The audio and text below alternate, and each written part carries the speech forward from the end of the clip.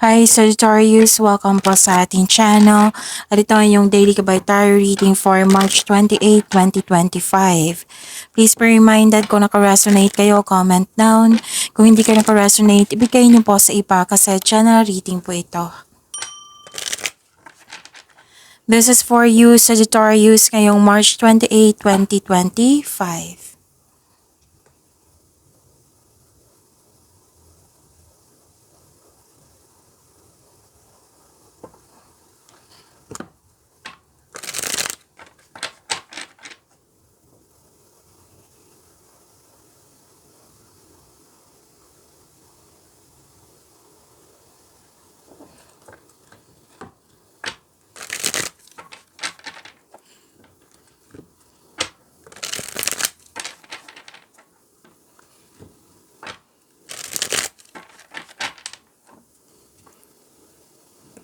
Para po ito sa inyo Sagittarius ngayong March 28, 2025.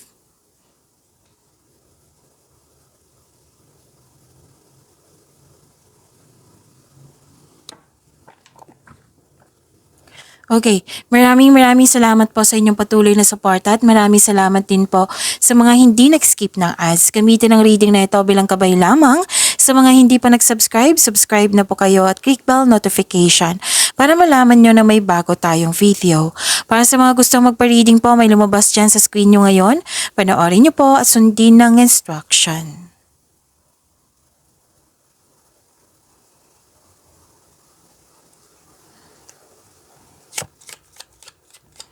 Spirits Guide, mga ganap po para kay Sagittarius ngayong March 28, 2025 I need 3 cards po.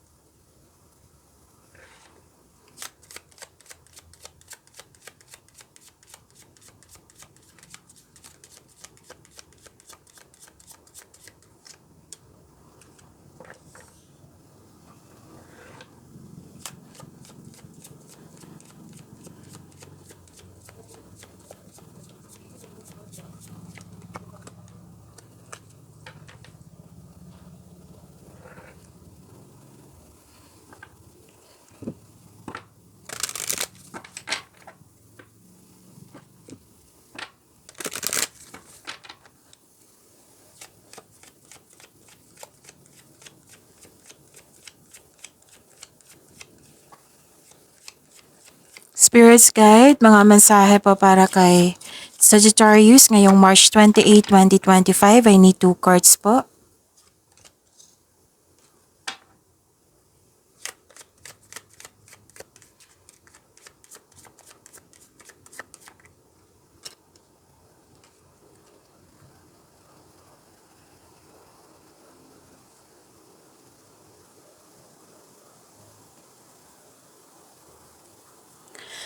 Okay, ngayong March 28, 2025 para po kay Sagittarius. Prepare yourself, Sagittarius, kasi dalawang card na po nagsabi dito na may new beginning. May ending with new beginning. At okay, ending with new beginning, may separation. Maraming case na separation ha. Pwedeng separation, literal na separation. Pwedeng separation responsibilities. Pwedeng tumiwalag. Pwedeng nag-put ka ng limitation. Pwedeng nag-space, umiwas ka. Okay? May dalawang card na din na nagsabi dito na may mataas ang ego, mahirap kausap or sobrang strict. Pwedeng nahihirapan ka, nabibigatan, pero tinulungan mo yung sarili mo para magkaroon ng transformation. Nag-let go ka at nagkaroon ng transformation. So, may biglaang pagbabago. Pwede din na may dalawang card kasi nagsabi dito na may separation talaga. Yung umiwas, pwede din. At may loss of connection din. Tapos may gusto niyo mapag-isa para makapag-isip, makapagpahinga, isolation, nakikita ko dito. Pwede din may nasikaso ka sa malaking building. Tapos may nakita ko ditong harvest. Okay? So claim niyo itong harvest na ito, Sagittarius. Pwede din na sweldo niyo. Oo, sweldo nyo. Pwedeng binayaran yung serbisyo, na binigay mo serbisyo. Pwedeng naging fast moving yung product mo. Pwedeng literal na harvest po. Basta claim this harvest. Tapos may Okay, masabi ko na tong loss of connection, right? Okay.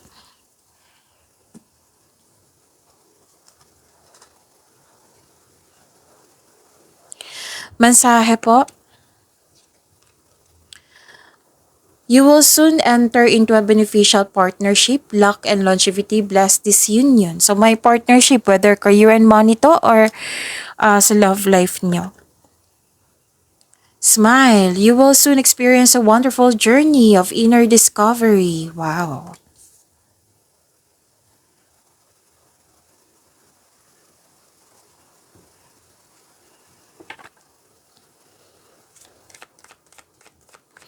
Spirits Guide, energy po ni Sagittarius ngayong March 28, 2025. I need 2 cards po.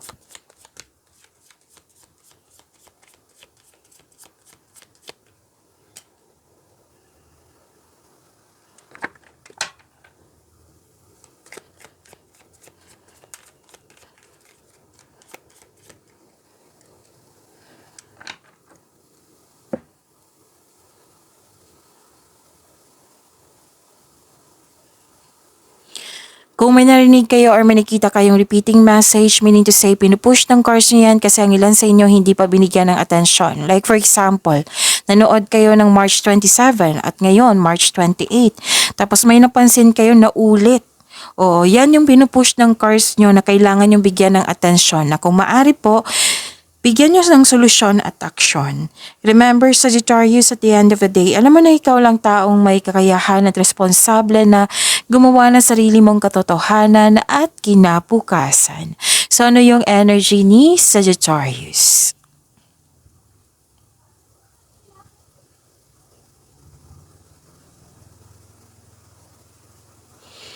Okay, so this is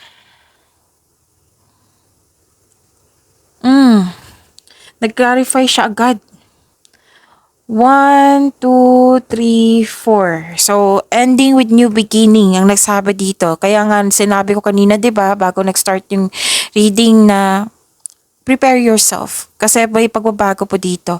Completion of cycle. Ito ay pagtatapos ng isang mapait na sinapit.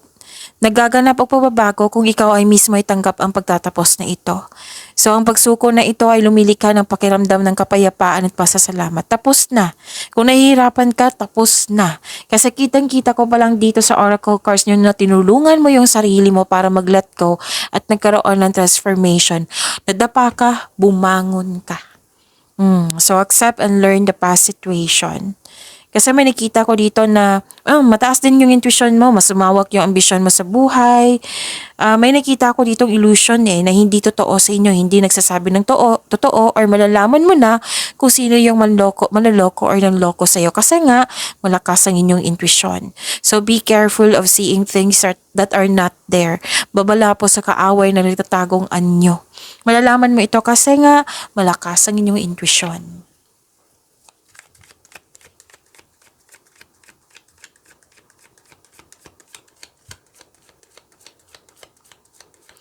Career and money po ni Sagittarius ngayong March 28, 2025. I need 2 cards po.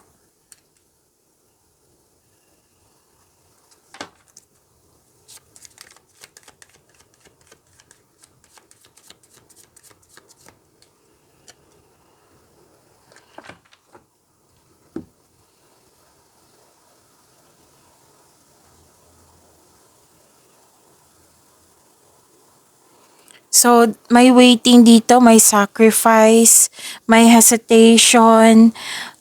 Kung nag-aantay ka ng job opportunity or kontrata, there may be delays and frustration. Same thing sa kaperahan nyo po. Yung inaantay mo na pera, maaring nagkaroon ng delay. So, may reminder din ng card nyo dito na regarding sa inyong kaperahan na huwag magdesisyon agad na mag-invest or maggasta. So, kailangan ng konkretong plano dito. Pwede din nagkaroon ng time for reflection dito. And, oo, kasi may sinabi din dito sa energy nyo eh.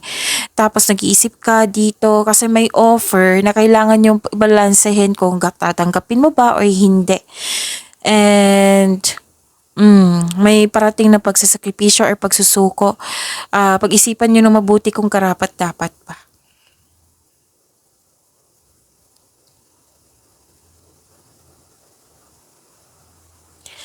Okay, mag-ingat kayo sa mga mahilig magmanipula ha, kasi dalawang card na po nagsabi dito, may mahilig magmanipula. It might be, yan yung dahilan hindi ka makagawa ng desisyon or nagkaroon ng hesitation to take in action. Parang hinahayaan mo ang tao na masaktan ka, hindi na nabibigatan ka talaga sa paggawa ng desisyon. So, ang kailangan niyo po dito is maging kalma at maging balanse.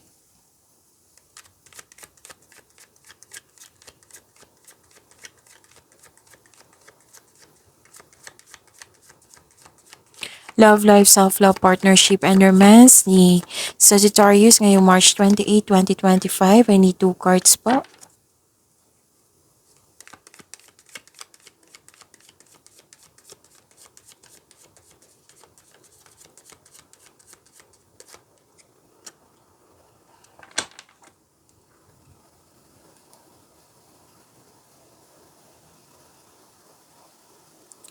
Maraming salamat po sa patuloy na tiwala, suporta sa ating channel at maraming salamat din po sa mga hindi nag-skip ng ads. Disappointed ka dito, oh. You felt empty.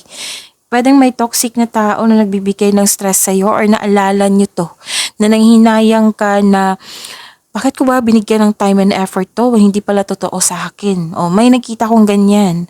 Oo, tapos kung may offer, opportunity, or maliligaw ba ito or bagong tao sa inyo, kilalanin niyo po ng mabuti, sabi po ng card.